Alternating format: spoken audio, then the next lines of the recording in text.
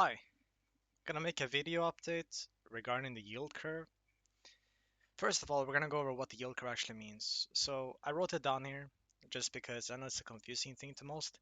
And now we're gonna look at what happened before the Great Depression and also before the global financial crisis and where we are today and the lag effects when it comes to this. So to begin with, when we're talking about the bond market, a bill is a 1 month to 2 year duration. A note is 2 years to 10 years. A bond is 10 years to 30 years as far as duration goes. In the bond market, the price on the treasury is inversely correlated to the yield. So supply and demand is what actually determines interest rates, not Jerome Powell. Okay? He follows the 2 year treasury yield with his Fed funds rate. Okay? And they have their own preferred yield curve, which is the near term forward spread. You can Google it if you want. It's the 18-month, 3 month. When we're talking about the yield curve, we're talking about a long-term interest rate minus a short-term interest rate. Why? Because if you're lending your money out for a longer period of time, you would expect a better yield than for a short period of time. The most common yield curve spreads comparing the delta between two interest rates, one long-term and one short-term interest rate, is the US 10-year yield minus the US 2-year yield. It's the most common. US 10-year minus the US 3-month is the most accurate, and the near-term forward spread is the one that the Fed looks at. When the yield curve inverts, it means people are getting concerned about something 6 to 24 months into the future. We're not talking about retail investors like you and me.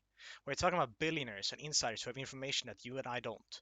Hence the track record being flawless and undefeated in regards to predicting recessions.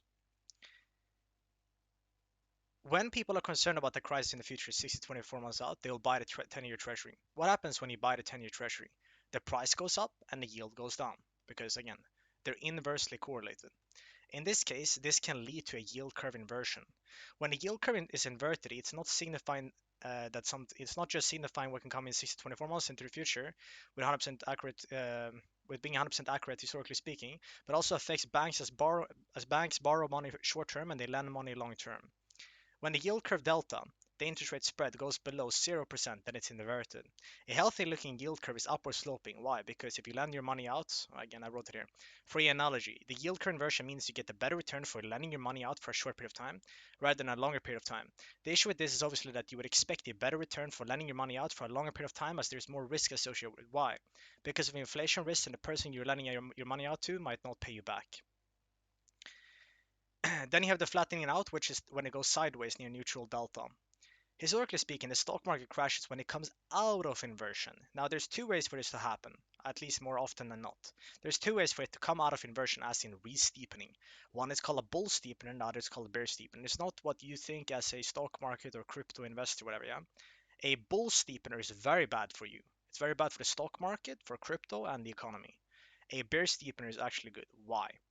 Because a bull steepener is the hard landing, where short-term interest rates fall faster than long-term interest rates. Usually due to a crisis, the Fed is expected to cut rates. It's bullish for bonds, hence the name. It's bearish for the stock market and the economy. Why? Because falling interest rates due to supply and demand in the bond market and lower interest rates are associated with contraction and disinflation slash deflation fears. Something that can turn into something very, very bad, right? Again, this is the hard landing, black swan event, financial crisis, severe recession, Great Depression, whatever you want to call it, yeah? A bear steepener is actually a soft landing. It's where longer term interest rates rise faster than short term interest rates. The reason why this is good for the stock market and the economy is because higher interest rates means there's growth and inflationary expectations. Higher interest rates, the stock market generally speaking likes. Okay, a hard land, and this is the hard.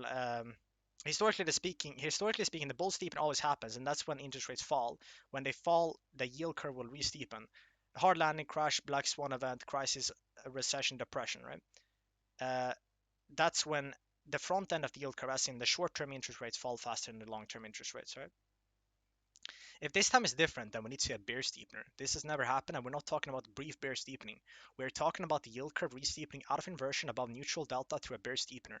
The reason why the yield curve inversion is a problem, things don't typically get bad during inversion, but when it comes out of inversion, it equals a crisis on the way. But when it's inverted, it's just simply a warning sign. So before the Great Depression in 1928, this is what the yield curve looked like. So what we're gonna do is we're gonna go back and we're gonna look at the Dow Jones and where the Dow Jones was, because this is what people care about in regards to investing, right? So we're gonna go to the Great Depression. I'm gonna erase everything in my chart here. We're gonna draw vertical lines. So when did the yield curve invert? Now it depends on which spread you're looking at. Some of them inverted in June of 1928, but if we look at this one, Again, it's from the official Federal Reserve website. It started to get inverted in January of 1928. So where was the stock market in January of 1928? Right here. Okay. How much did the stock market go up? Let's even take it from this wick low right there. Yeah. After that, how much did the stock market go up? It doubled. The Dow Jones went from 190 to 380. Okay. In how long? Let's do a date and price range. For 560 days through the inversion, the stock market went up 100%. Again, it warns us something 6 to 24 months into the future. So it took until, and let's take it from this wick low then. It took from, again, January over here, but let's just say from this wick low, January of 1928 till September of 1929. That's almost 2 years for the top in the stock market to come in. Now we're going to go back and we're going to look at what happened before the global financial crisis. Okay? When did the yield curve start to get inverted? Same thing. It was like January, February of 2006. Okay, where was the Dow Jones in January of 2006? Well, let's see.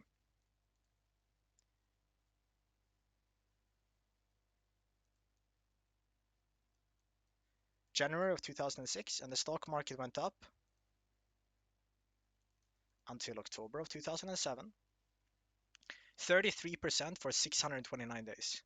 So in the first example that we looked at, it went up 101% for 560 days, from January, February of 1928 until September of 1929. But then the crash began in October of 1929. Okay.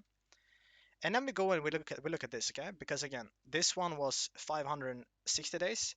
This one was 629 days roughly, okay? And when did the yield curve invert over here? It's sustainably inverted. We're not counting a one-day inversion. We're looking at sustained inversion in July of 2022. Where is July of 2022? That's about right there. Where is the stock market since then? It's up 27% for 616 days. So before the global financial crisis and before the Great Depression, the yield curve was inverted. You could have said this time is different. And look, technically, you made you made money for a while, but then you gave it all back. There's no exceptions to this, okay? Again, here's the timetable. Here you can see the time of the two stands inverted yield spread. You can see the time between the two stands inversion yield and the start of the recession. 10 months, 9 months, 17, 11, 18, 12, 22, 7, 13 is the average, yeah? Before the global financial crisis was 22 months, and before the Great Depression was also 21, 22 months, if you want to look at this one right here. Okay. So how can we say right now that this time is different? It seems pretty delusional to think that, right? The way you will know is if it's different this time is if we get a bear steepener and we don't see further job losses.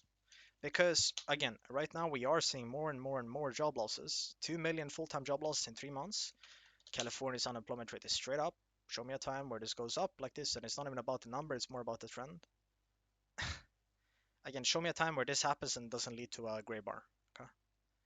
So just keep this in mind. Okay. The inversion before the 1929 crash and what led to the Great Depression, and also what happened before the global financial crisis, and then compare it to today. Just some data. You do gotta draw your own conclusions, but just some data for you to dig into and draw your own conclusions based off of. All right, that's all. Peace.